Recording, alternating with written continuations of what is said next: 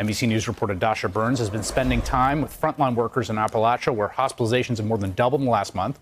She just arrived in Sioux Falls, South Dakota, one of the worst hit areas in the entire world, and she joins me now. Dasha, I've been following your great reporting. What'd you hear when you went to Eastern Tennessee, I believe, where you were, about what folks' sense of the risk was, of the potency of the virus, and what was happening when that met reality?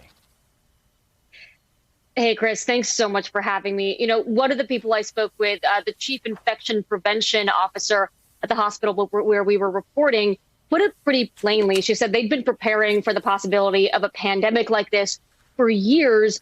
What they weren't necessarily preparing for, though, was that people wouldn't believe that one was happening, even as it hit their community very hard. And that is exactly what is going on right now. You just mentioned hospitalizations in that region more than doubled in the last month. And in the time we were on the ground reporting, the hospital system there told us they saw the biggest jump in a single day of hospitalizations. And Chris, that was actually Thanksgiving Day to the following day, Friday. So on that holiday, they saw more people hospitalized than they have in this entire pandemic. And the frontline workers that I've been speaking with, you know, in our conversations, the first part was always about their experiences behind the doors of those hospitals, which were tragic and heartbreaking. I mean, nurses were seeing multiple patients die in a single shift.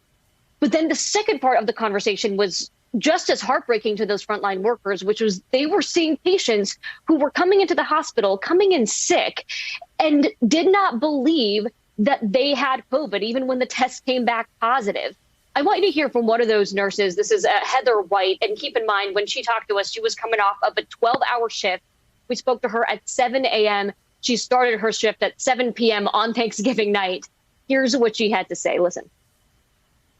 We have seen some that were skeptical beforehand, but now, you know, an otherwise completely healthy 30-some-year-old will come into the ER and be short of breath and not understand why. I think once they get to the critical point, then I think it becomes more real to them.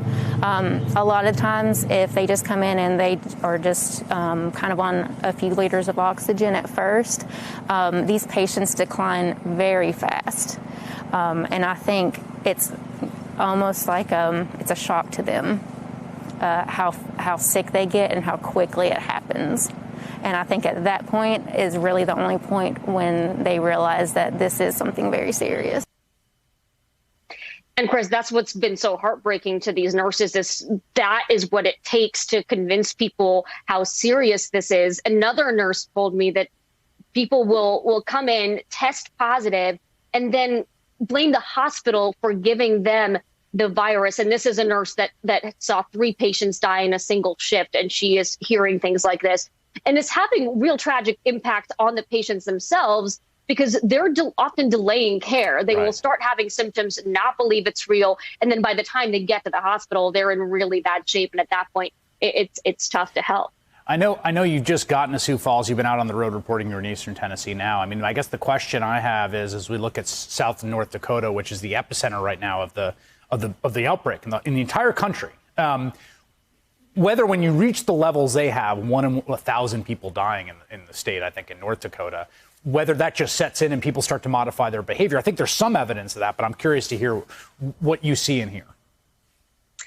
Yeah, you know, it's interesting. I just got here, and so we're going to be doing a lot of reporting here tomorrow. But after I posted a thread on Twitter about what I was seeing in Appalachia, and the response I got was overwhelming from nurses across the country, from Maine to Texas to South Dakota. I had a nurse from South Dakota reach out to me saying she is seeing the same thing. And part of it, too, is that a lot of these areas have not been seeing these spikes until very recently. I've been traveling covering COVID since April, and I was in rural areas back during that time talking to farmers. And at that point, everything was shut down across the board. But areas like this were not seeing high rates. Now I'm traveling and areas like this are hit so hard, and yet things are nowhere near shut down as they were earlier on in the pandemic. So there's this sort of contradiction here. And of course, one thing that's important to note about these kinds of hospitals too, in New York, nurses are often treating strangers, and it's so heartbreaking to see those folks suffer. But in hospitals like where I was in Appalachia, these are small, tight-knit communities. So the people that come in, the nurses often know them. They're their friend's dad or their high school English teacher. And if you can imagine how difficult it is to watch those people suffer, to watch those folks have to be intubated, and especially to hear people like that still deny the fact that this is the reality.